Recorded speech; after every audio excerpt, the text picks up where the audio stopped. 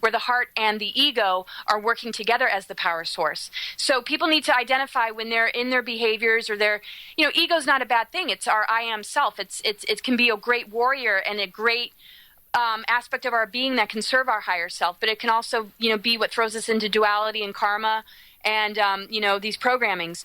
So, that's a really important place to pay attention to.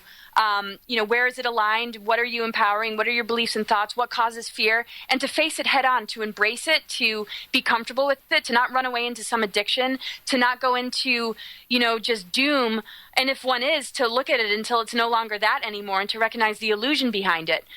There's so much to empower the illusion. There's so much technology, so much in the media, so much in the news that, people are just plugging in willingly, knowing that it's having disastrous results. People know when they put on the television that it's not really that good for them.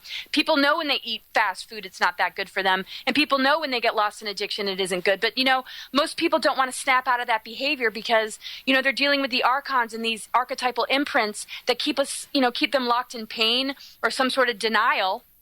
And that's the quickest fix, to feel some level of pleasure, or just a vice, to get through all this. So, try and detach from all that, recognize your worth, recognize your power, and know that there's so much beyond that that's within us, that when we connect, in a grounded way and open ourselves in our higher consciousness and embrace those both in our egoic nature and in our, survival space, we'll start to move out of survival as an instinct and move more into miracle making and abundance, knowing that the universe provides for us and we don't need governments, we don't need the money system, and it's all a big scam for us to give our power away. So people have to really pay attention. What do you give power to? Is it artificial or does it come from nature? Love comes from nature. Death, rebirth, regeneration, and, birth and creation and destruction comes from nature. But money doesn't, man-made law doesn't. All these distortions and plastic sort of, mentalities, aren't really from nature.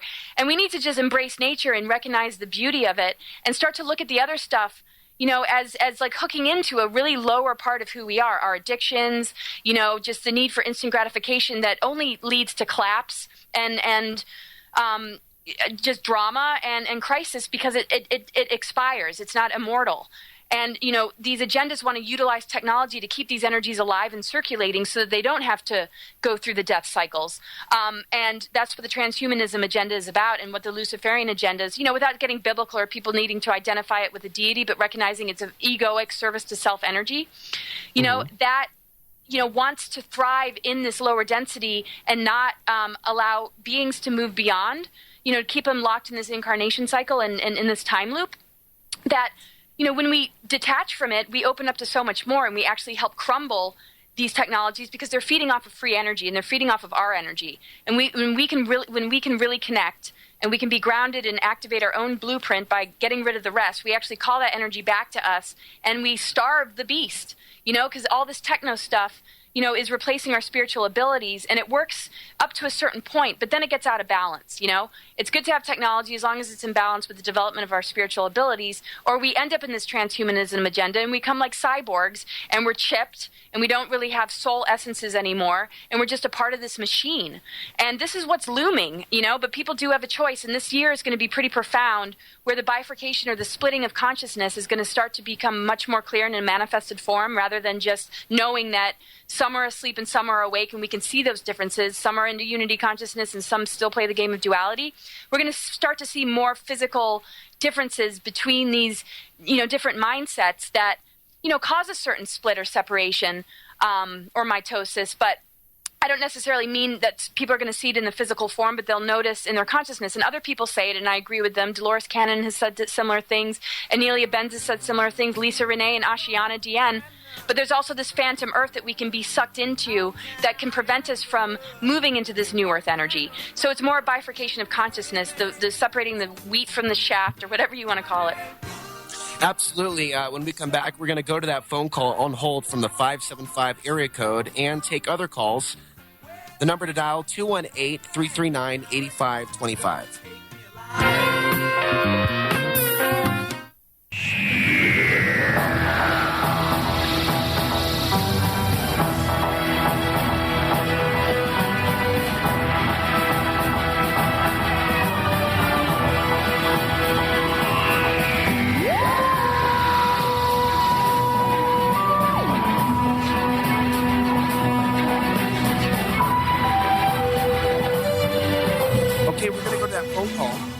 That is on hold at the 575 area code. To all those listening, to all those that may have a question for Laura or comment, we have 2 more segments. Phone number 218-339-8525. Open lines. Now let's go to the 575 area code. Welcome. Hey, Alex. Hey. Hey, this is Matthew down in Taos. How are you? Hey, Matthew. Thank you for calling. Hey, no, I'm happy to, and thank you for being on the radio there, Laura. I love, watching everything that you put through on Facebook and elsewhere online. It always feels really resonant, so I appreciate the work that you're doing. Oh, thanks. Yeah, so thanks for that. I had a question that you kind of triggered in me earlier when you were talking about Mars. I have done a bunch of past life regression work, and some of the lifetimes that I've gone into have been ancient lifetimes on Mars, and with very advanced technology using like Stargate systems in very large, like pyramidal structures, et cetera. And, what kind of triggered the question for me was wondering if, these programs that they've got going on Mars right now, do you have any idea if the locations are actually associated with any of these ancient sites that are there? Like, Cydonia is really famous, but the sites that I was being taken to in my regressions, I don't believe were specifically in Cydonia. So I was wondering if they're using that type of, either the natural energy or the actual structures themselves to be associated with these jump rooms and other bases that they've built. Well, that's an awesome question. I haven't actually been on the surface of Mars like my colleague Andrew Bashago or William Stillings, but what they said was that it was underground, and basically they jumped through some sort of hole that was like in the skull, and they went down into a huge facility, some sort of underground base. And as far as Cydonia, I've heard that these ruins have been refurbished into colonies, that they actually use, structures that have already been there, and they've worked with that to create, a more modern base.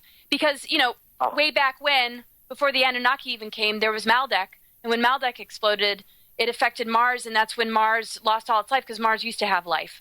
And there was a lot of activity there. Actually, Cydonia is the same structure or map as DC is laid out.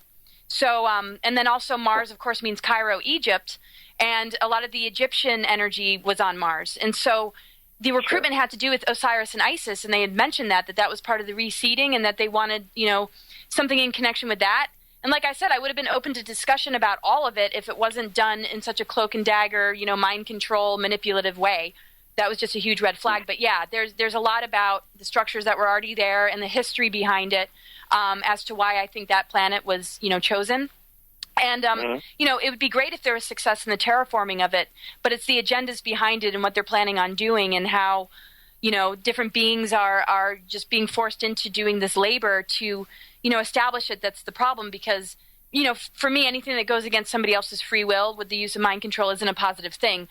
So, hopefully the stronger energies of what was once there that connect to Mars will come forward. And this is where Venus comes in the Venus transits, and, why these different timelines are so significant. Because ultimately we want to integrate all these energies, and, the Mars energy is a huge one, but it was more done in a patriarchal sort of way rather than, the harmonious Venus-Mars energy of, really working these cosmic forces for the benefit of our own wholeness. It was more, done in an elitist way. But yeah, it connects to the ancient history of everything that went on Mars before, these explosions and these cosmic things, which led to the frequency fence being established here, because the battles got too much. So yeah, that's what I know of it. Cool. Yeah, that's very interesting. Thank you. Some of these lifetimes that I had experienced, many of them actually were based here on Earth, primarily like in what we would now call Peru, and kind of a similar system of pyramids, which are probably still in place now, that we would look at as like mountains or whatnot, but these massive structures that had different types of Stargate technology, and that I was seeing that between, Peru, Mars, and then for myself, the home base was what we would call Alpha Centauri. And so, very interesting. So I appreciate those insights, and that's interesting to hear that supposedly those structures have been refurbished there in Cydonia. That would really explain, maybe why JPL took over the data stream with the first, was it the Mars Global Surveyor that had gone offline, one of the satellites back in the 90s imaged it. And JPL it was the first time ever that NASA didn't control the actual data stream, and JPL had it, and then suddenly, they imaged Cydonia, and of course everything came back looking, there was no face on Mars, done deal. And that never rang true for me with that data. But if they've been refurbishing it, I guess they wouldn't want to show us with high resolution. So cool. Well, thank you very much. I appreciate it, and thanks, Alex. And we'll talk to you another time. Nice talking to you. Thank you. Thank you, Matthew. Thank you. And I look forward to meeting you when I finally take a trip down south to Taos, which is just 45 minutes from here, and maybe doing some other traveling. Absolutely, we can get you over to Chaco Canyon and have a lot of fun over there. And if you're into trout, I'd love to show you some good fly fishing areas around here too. So I look forward to it. Me too. It sounds exciting. I'm just trying to get through the winter here. We're almost there. Is it really snowing down there at the moment? Yeah, well, it's here in town we only got a couple of inches with the storm, but where my wife works up in the ski valley, and they got 17 inches of snow last night. So it's still winter, but it went from 65 degrees to snowing. So you got to love living in the high desert in the mountains. So that's life make here. sure you stay warm up there. All right. All right. Thanks, all right. We'll see you later. Thank you. Bye bye. Laura, there's something else I wanted to bring up. Here in the United States, we tend to look at things with the Western mind, linear, beginning, end, and I see two polarities that seem to be playing off one another.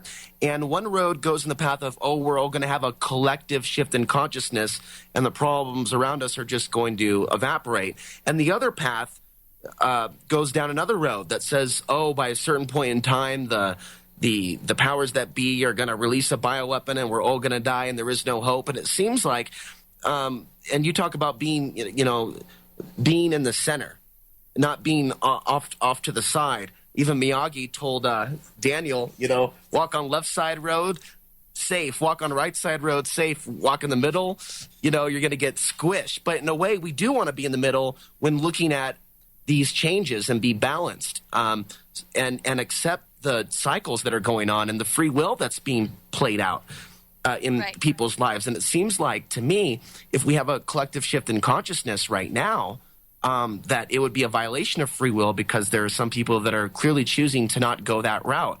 So what are your thoughts on that, maintaining the balanced perspective on the greater reality of what we're going through?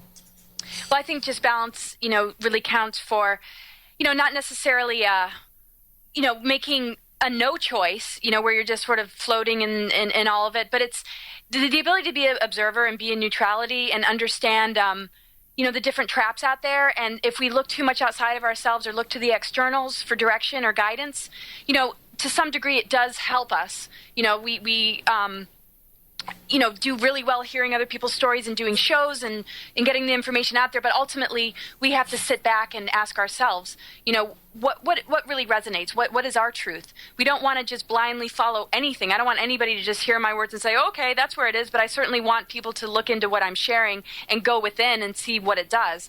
And so that level of neutrality is important because it keeps us connected to our intuition and it keeps us safe on that level. And it's also the balance of the masculine and feminine. It's also enables us to maintain our ground when we're dealing with a lot of duality. And it's very easy to be so sensitive to almost go up and down constantly, and that doesn't really serve us to be, in that sort of roller coaster on an emotional or a mental level. So in that case, neutrality protects us. But the choices we make, are either really, it comes down to service to others, service to self, our higher self, or really self-will, which is out of alignment with integrity or divine will. The biggest lesson is to bring our ego into alignment with higher self and to activate divine will and to allow, these forces to move through us because we